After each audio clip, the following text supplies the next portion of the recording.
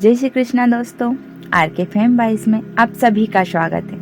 आज हम एक ममतामयी माँ की कहानी सुनते हैं। तो चलिए कहानी को शुरू करते हैं। महाराष्ट्र में एक छोटा सा खूबसूरत सा गांव था, जहाँ हर दिन चिड़ियों की चहचहाट और खेतों में मेहनत करते किसान देखे जा सकते थे। इसी गांव में एक साधारण परिवार रहता था।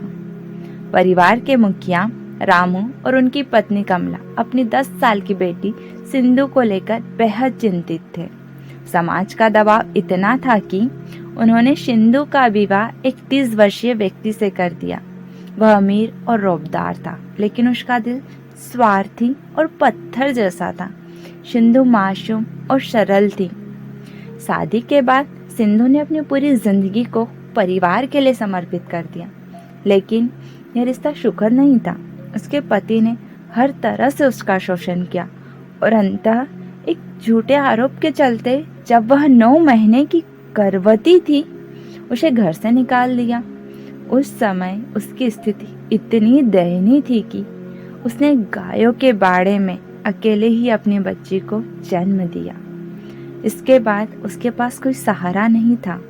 उसने गांव-गांव में जाकर भिक्षा मांगी और किसी तरह अपना और अपनी बेटी का पेट भरा। गांव के लोग कानाफूसी करने लगे। सिंधु के लिए यह पल बेहद कठिन था, लेकिन उसने अपने आप को टूटने नहीं दिया। उसने खुद को संभाला और अपनी बच्ची के लिए जीने का फैसला किया। एक दिन सिंधु ने बाजार में एक छोटा लड़का देखा जो कूड़े में से खाना ढूंढ रहा था। उसे देखकर उसका दिल भर आया। उसने उस लड़के से पूछा, तुम्हारे माता पिता कहाँ हैं? लड़के ने जवाब दिया, मुझे नहीं पता। सिंधु उसे अपने घर ले आई और कहा, आज से तुम यहीं रहोगे। यहीं से सिंधु की जिंदगी ने एक नया मोड़ लिया। उसने ठान लिया कि वह ऐसे बेसहारा बच्चों को पालने का काम करेगी। धीरे धीरे गांव के और अनाथ बच्चे उसके पास आने लगे। उसकी झोपड़ी बच्चों की किलकारियों से भर गई। सिंधु ने उन बच्चों को माँ का प्यार दिया और उन्हें स्कूल भेजने का इंतजाम भी किया। सिंधु के पास सीमित साधन थे। बच्चों का पेट भरने के लिए उसने भिक्षा मांगने का भी सहारा लिया। गांव के लोग शुरू में उसका मजाक उड़ाते, लेकिन धीरे धीरे उसकी तपस्या को देखकर लोग मदद करने लगे। कुछ ने अनाज दिया तो कुछ ने किताबें और कुछ ने रहने को सहारा दिया। वक्त बीतता गया। सिंधु के बच्चों में से कई डॉक्टर बने, कई वकील बने और कई शिक्षक बन गए। सभी बच्चे सिंधु को माँ कहकर बुलाते थे। एक दिन एक बड़ा सम्मान समारोह आयोजित किया गया, जहाँ सिंधु को माँ का आंचल अवार्ड दिया गया। जब सिंधु मंच पर गई तो वहाँ खड़ा एक व्यक्ति उसे देखकर रो पड़ा। वो उसका पति था। उसने सिंधु से कहा, मैंने तुम्हारे साथ जो किया उसका प्रायश्चित करने का कोई रास्ता नहीं है। क्या तुम मुझे माफ कर सकती हो? सिंधु ने उसकी ओर देखा और कहा, मैंने तुम्हें तभी माफ कर दिया था जब तुमने मुझे छोड़ा था, लेकिन माफी से ज्यादा जरूरी कर्म है। तुम मेरे बच्चों की मदद करना चाहते हो तो उनका भविष्य संवारने में अपना हाथ बढ़ाओ। सिंधु ने अपने जीवन को ऐसे बच्चों को समर्पित किया जिन्हें समाज ने अस्वीकार कर दिया था।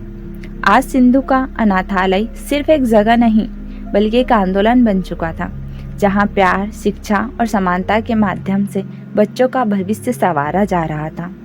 यह कहानी हमें सिखाती है कि एक माँ का प्यार न केवल अपने बच्चे के लिए, बल्कि हर जरूरतमंद के लिए अमूल्य होता है। समाज को बदलने के लिए शक्ति बाहर नहीं, हमारे अंदर होती है।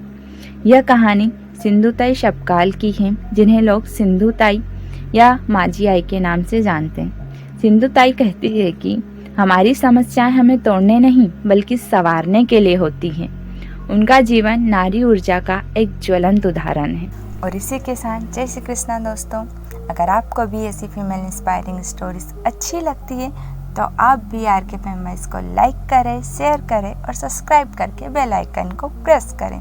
और प्लीज़ हमें कमेंट करके बताइए कि हम अपनी इन इंस्पायरिंग स्टोरीज़ को और बेहतर कैसे बना सकते हैं और भारत की उन करोड़ों फीमेल तक कैसे पहुंच सकते हैं जो भारत के छोटे छोटे गांवों और कस्बों में रहकर लाखों चुनौतियों के बीच बड़े बड़े सपने देखती है और न सिर्फ देखती है बल्कि उन्हें पूरा करने की हिम्मत और साहस भी रखती है। Thank you for watching. Please subscribe RK Fem Wise।